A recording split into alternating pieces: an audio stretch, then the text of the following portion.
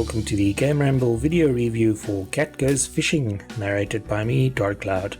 As always, the full text version of this review is available on the GAMERamble website linked below. The TLDR for Cat Goes Fishing is that it's a simple fishing game featuring a bunch of fish with different behaviors. As players catch and sell fish to earn enough cash and experience to upgrade their gear and go after even bigger species. The game can be very grindy at times, and catching some of the fish on realism mode might make you want to pull your hair out, but overall it's a decent game. It's not the best looking or sounding fishing game on the market, but it's easy to pick up and play. Beware though, as it's also easy to get hooked and spend hours trying to catch some of the more elusive fish. Gameplay receives an 8 out of 10. The game is very simple, but quite addictive. Graphics receives a 6 out of 10. It's nothing to write home about, but the 2D sprites are not without charm. Sound receives a 7 out of 10. The sound is decent enough, but eventually the music does become repetitive. The overall score for Cat Goes Fishing is 7 out of 10. And now for the full review. Cat Goes Fishing by Cat5 Games is a casual indie game about a cat catching fish. The game appears to be based on a prototype flash game from a few years back called Fishing Girl, and features a simple but very addictive gameplay loop. Starting with a very basic fishing rod, players must catch fish to earn money and gain experience. These can then be used to unlock new rods, upgrade sorter rods, as well as consumables that provide once-off benefits.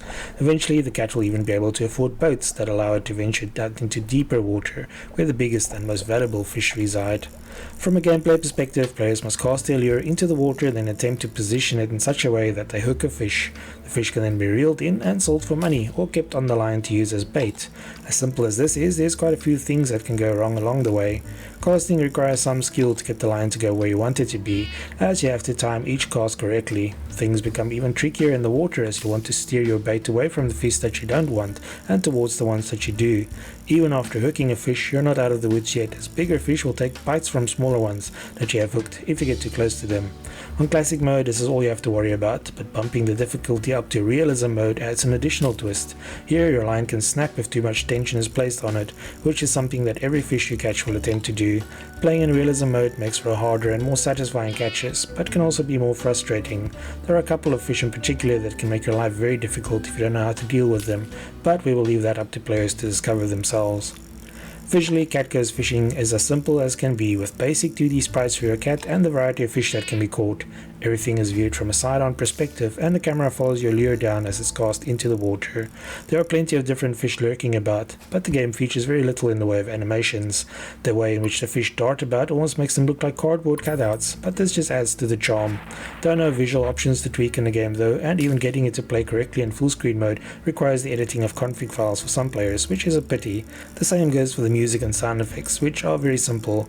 We did like how the cat would let out an angry meow if you reel in a half-eaten or skeletal fish. Controlling the fishing is as easy as holding down the left mouse button to begin swinging your rod backwards and then letting go to cast.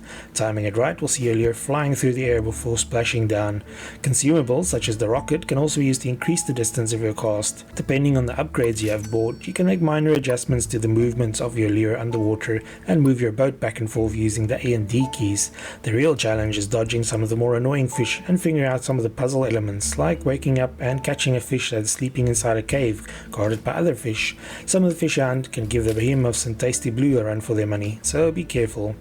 Because everything in Cat Goes Fishing costs money and the prices go up rapidly, it can be a very grindy game. It can also be very disheartening to spend a fortune on a consumable only to have it wasted by an annoying fish within seconds of casting it. However, later in the game, some of the larger fish are so valuable that catching a few makes money worries a thing of the past. One thing to keep in mind is that fish can only be sold on the shore, so you have to drop your catches in the back of your boat and then row to the shore when you're ready to sell. To keep things interesting, Cat Goes Fishing supplies players with side missions that come with handsome rewards. For example, you might be tasked with sinking your lure past a specified depth or catching a specific fish. These start out easy, but eventually you'll be required to catch some of the most challenging fishes in the game to beat them. Various hats can also be found floating underwater, and reeling these in can grant you additional perks. Your cat can only wear one hat at a time though, so you'll need to pick carefully. Our personal favorite was the one that highlighted quest-based fish in red on the sonar, but there are plenty of other useful ones too.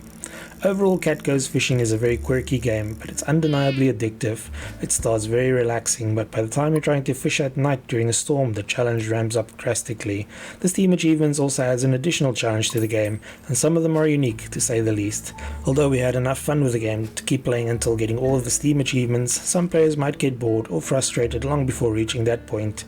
It does feel like a free flash game at times, but stick with it and you'll find a lot more depth and secrets than you might think. Thanks for joining me for this Cat Goes Fishing PC review. Remember to like, subscribe and share. Until next time.